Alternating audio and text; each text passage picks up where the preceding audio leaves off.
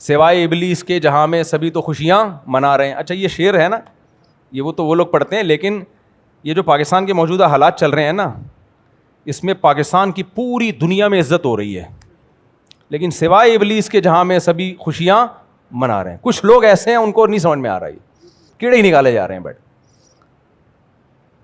بھائی سیاست میں اتنا آگے مت جاؤ, نہ کسی کے عشق میں نہ کسی کی دشمنی میں. انڈیا کا میڈیا دیکھو پاگل ہو گیا. انڈیا سر پکڑ کے رو رہے ہیں کہ یار ہو کیا گیا. ایک ملک جس کو ہم نے اتنا دبایا, اتنا گرایا, مہنگائی میں ڈالا, اس کو جنگ مسلط کی اس کے اوپر, اور آج ساری دنیا اس کو کیا کر رہی ہے, سلوٹ.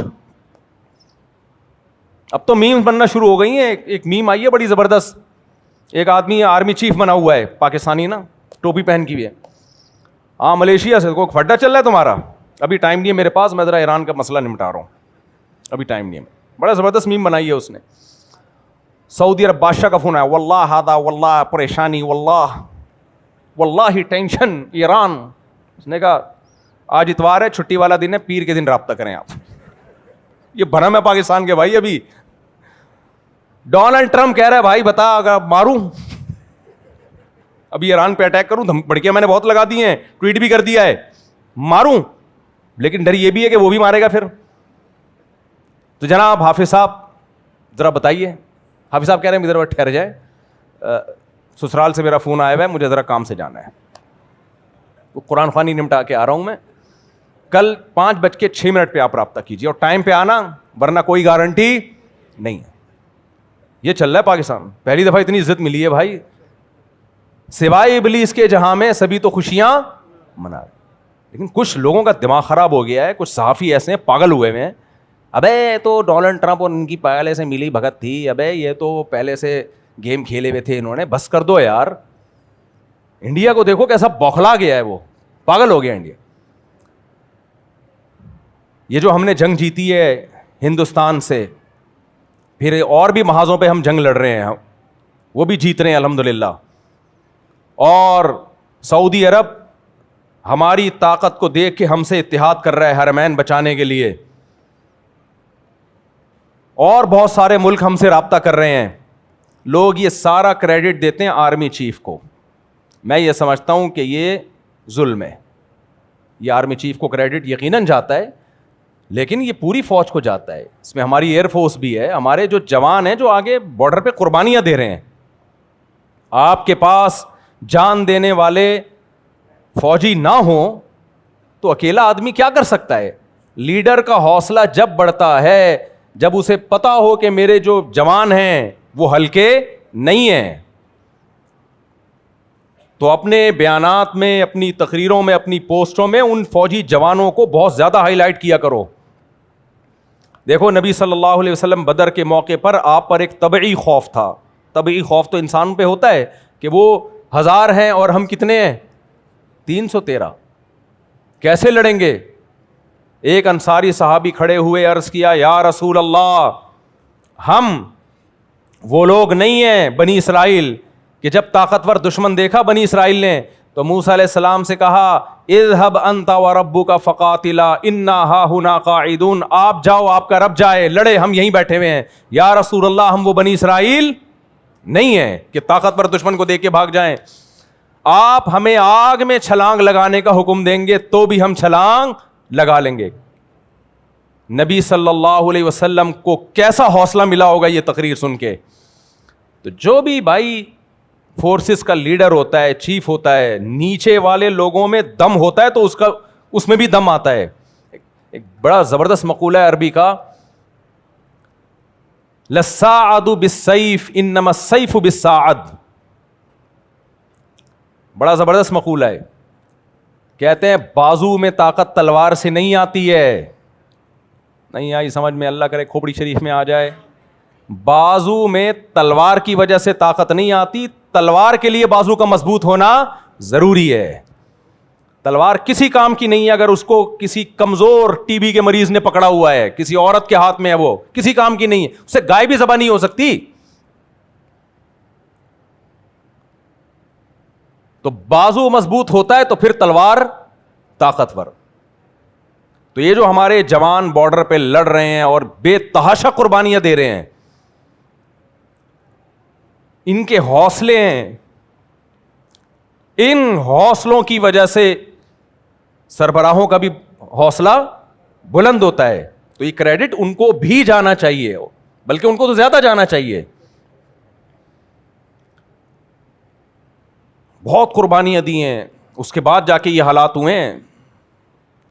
جو فورسز کی قربانیاں ہیں وہ میڈیا پہ آتی نہیں ہیں. پوری دنیا اپنی فورسز کی قربانیوں کو ہائی لائٹ نہیں کرتی ہے.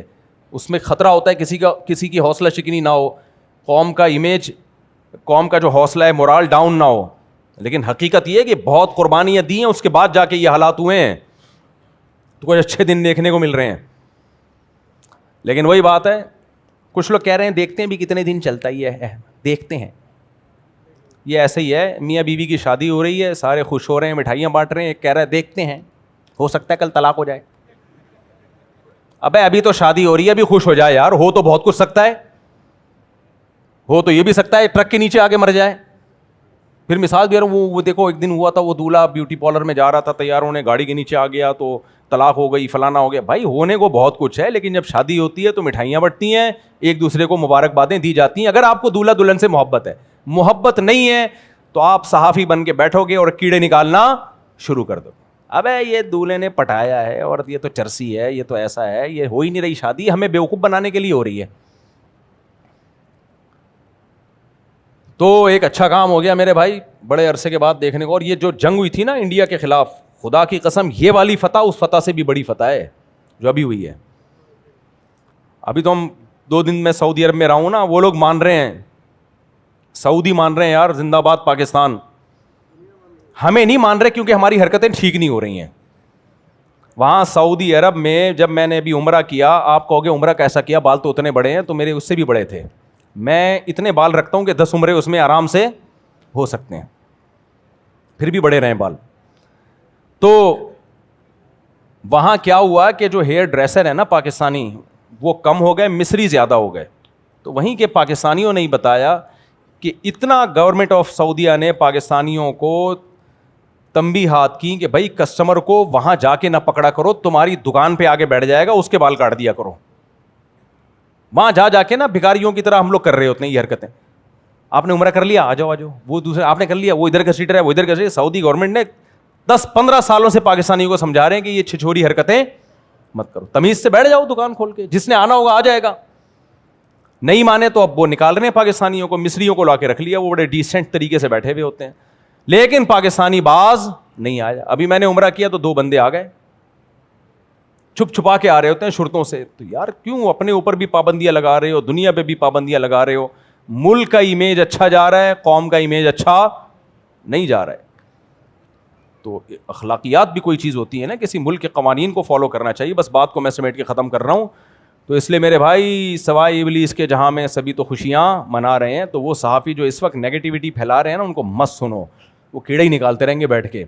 اور خدا نخواستہ یہ معاہدہ اگر ناکام ہو گیا تو اس میں پاکستان کا قصور نہیں ہے, پوری دنیا نے پاکستان کو ڈالا ہے بیچ میں.